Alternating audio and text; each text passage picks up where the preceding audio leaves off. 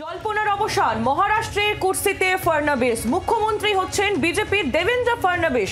মুখ্যমন্ত্রী হচ্ছেন তিনি। পরিষদীয় দলের বৈঠকে এই সিদ্ধান্ত নেওয়া হয়েছে।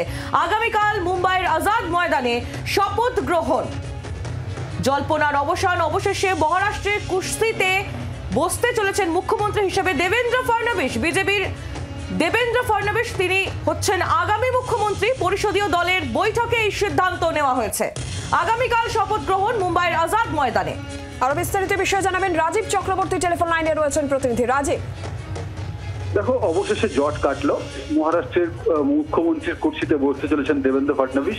আমরা জানি যে মহারাষ্ট্রের নির্বাচনের ফল অনেক আগেই ঘোষণা হয়েছে, কিন্তু তারপর থেকেই জটিলতা চলছিল মুখ্যমন্ত্রীর চেয়ারে কে বসবেন, এবং সব থেকে বড় যে যে সমস্ত রাজনৈতিক দলগুলি শরিক দল হিসেবে মহাযুতি হয়েছে তাদের কিভাবে সন্তুষ্ট করা হবে। আর এই নিয়ে দীর্ঘ জল ঘোলা হয়েছে, জটিলতা হয়েছে।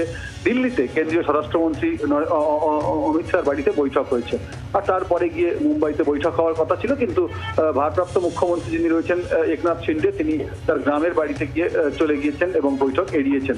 এত কিছুর পরে মহারাষ্ট্র নিয়ে যখন জটিলতা চরমে ছিল, আজ তড়িঘড়ি মহারাষ্ট্রে একটি বৈঠক হয়। সেখানে বিজেপি এবং শরিক দলগুলির নেতারা বৈঠকে বসেন, এবং তারপরেই মুখ্যমন্ত্রী হিসেবে দেবেন্দ্র ফডনবিসের নাম ঘোষণা করা হয়েছে।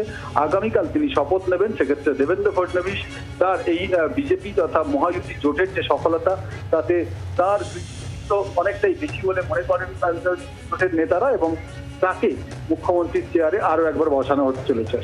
রাজীব, এই জায়গা থেকে এই প্রশ্ন আসে যে তাহলে উপমুখ্যমন্ত্রী পদে কে বসতে চলেছেন, সেই বিষয়ে এখনো পর্যন্ত কিছু জানা যাচ্ছে?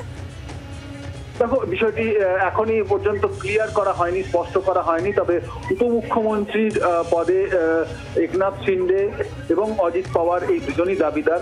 সেক্ষেত্রে দুজনকেই উপমুখ্যমন্ত্রী করা হবে নাকি কোনো একজনকে করা হবে, বিষয়টা এখনো পর্যন্ত ঘোষণা করা হয়নি এবং তা নিয়ে জল্পনা চলছে। তবে তোমাকে জানিয়ে রাখি যে শিবসেনার তরফ থেকে একনাথ শিন্ডে যে গোষ্ঠী, তারা ইতিমধ্যেই স্বরাষ্ট্র মন্ত্রকের দাবি জানিয়েছে।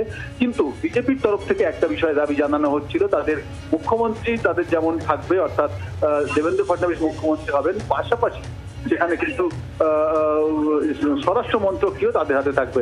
এই বক্তব্য তাদের ছিল বরাবরই। ধন্যবাদ রাজীব। জল্পনার অবসান। অবশেষে মহারাষ্ট্রের কুর্সিতে বসতে চলেছেন দেবেন্দ্র ফডনবিস। মুখ্যমন্ত্রী হচ্ছেন তিনি। পরিষদীয় দলের বৈঠকে এই সিদ্ধান্ত নেওয়া হয়েছে। আর এরই পাশাপাশি যেটা জানা যাচ্ছে যে আগামীকাল মুম্বাইয়ের আজাদ ময়দান, সেখানেই হবে শপথ গ্রহণ অনুষ্ঠান।